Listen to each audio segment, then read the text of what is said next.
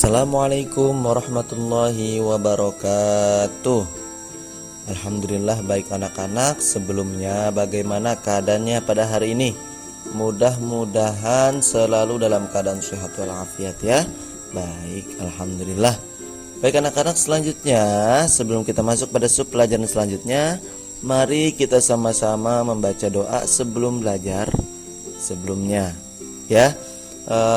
Kita awali dengan membaca bismillah ya sama-sama. Bismillahirrahmanirrahim. Rabbi zidni ilman warzuqni fahman. Amin. Alhamdulillah. Baik anak-anak. Nah, alhamdulillah sekarang kita masuk pada sub pelajaran selanjutnya, yaitu tentang sikap berani Nabi Shallallahu alaihi wasallam ya. Itu tentang pelajaran ke-7 tentang sikap berani. Nah, anak-anak bisa buka bukunya halaman 49. Sikap berani pertama yang akan kita bahas yaitu sikap berani Nabi Shallallahu alaihi wasallam. Ya, anak-anak bisa buka bukunya halaman 49. Di sana tertulis bahwa Nabi Shallallahu alaihi wasallam utusan Allah Subhanahu wa taala. Nah, beliau mengajak umatnya menyembah Allah Subhanahu wa taala karena pada saat itu kaumnya yaitu dikenal dengan kaum Samud ya. Kaumnya namanya apa anak-anak? Iya, betul sekali, kaum Samud. Saat itu kaumnya pada menyembah berhala. Nah, karena Nabiullah Shaleh adalah nabinya Allah Subhanahu wa taala, yang mana nabi harus menyampaikan ajaran yang baik dan benar ya, menyampaikan untuk mengajak umatnya menyembah Allah Subhanahu wa taala.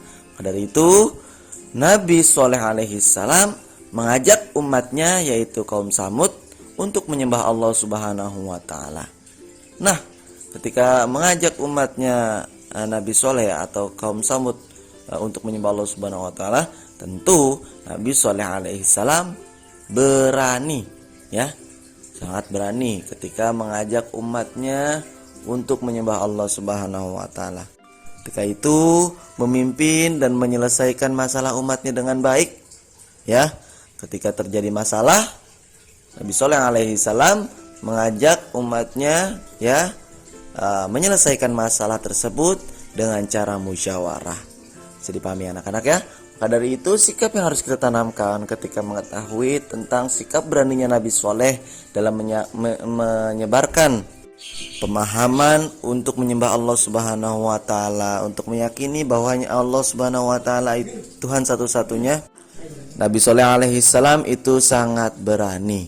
Bisa dipahami anak-anak ya. Maka sikap kita yang harus kita tanamkan dari hati kita yaitu kita harus berani berbuat benar ya. Aku harus berani berbuat benar. Alhamdulillah bisa dipahami anak-anak. Nah, selanjutnya kita belajar tentang berani bertanya. Anak-anak bisa buka bukunya halaman 50 ya. Di sana dituliskan bahwa Nabi Muhammad SAW telah bersabda bahwa apa sabdanya itu? Menuntut ilmu itu wajib bagi muslim laki-laki dan muslim perempuan ya. Dalam hadis disebutkan oleh riwayat Imam Muslim, thalabul ilmi faridotun ala kulli muslimin. Nah, kalau dalam kajian bahasa di sini terdapat kata faridotun. Wah, ini sangat jauh nih dalam kajian bahasa nanti ya anak-anak ya. Jadi dalam kajian bahasa faridotun ini bermakna sangat fardu ya. Thalabul ilmi faridotun ala kulli muslimin. Menuntut ilmu itu hukumnya sangat-sangat fardu. Nah, fardunya fardu ain ya anak-anak ya. Fardunya fardu ain.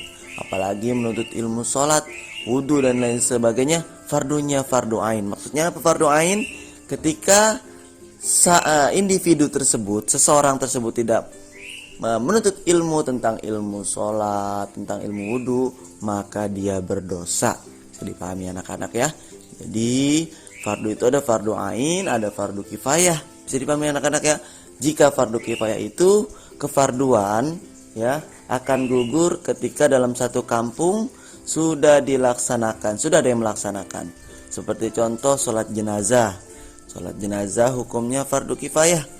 Nah, jika ada sebagian yang melaksanakan sholat jenazah, maka seluruh dosa yang ditanggung oleh satu kampung tersebut sudah ditanggung oleh orang yang melaksanakan sholat jenazah. Nah, adapun tentang ilmu, ya anak-anak, ilmu itu hukumnya fardu ain, individu, pribadi.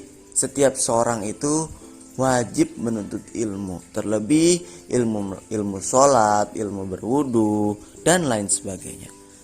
Terlebih ilmu agama ya anak-anak ya. Nah, hukumnya sangat fardu bagi seorang muslim, baik itu muslimnya laki-laki maupun muslim perempuan. Nah, selanjutnya menuntut ilmu menjadikan seseorang pandai, ya.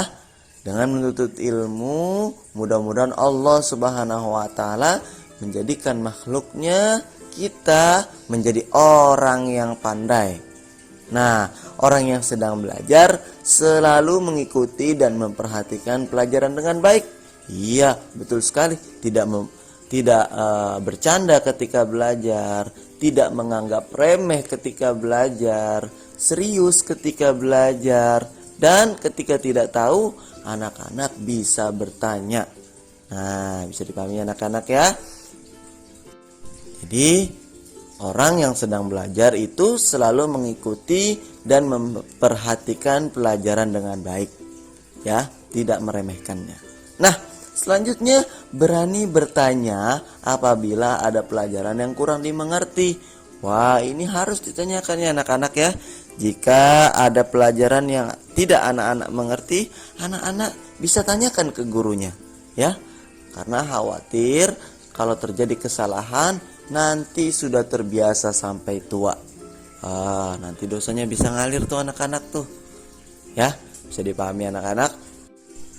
Nah, selanjutnya sering bertanya, maka ilmu semakin bertambah. Ya, sudah sangat jelas jika kita tidak mengetahui satu cabang ilmu, kalau kita bertanya, ya, ilmu kita akan menjadi luas insya Allah. Alhamdulillah. Pelajaran tentang sikap berani ya pada hari ini pelajaran 7 telah sama-sama kita lewati. Kita belajar tentang sikap berani Nabi Shallallahu alaihi wasallam ya, dan kita belajar tentang berani bertanya ya, tentang hadis Nabi Muhammad Shallallahu alaihi wasallam ya, tentang kewajiban mencari ilmu ya. Bisa dipahami anak-anak.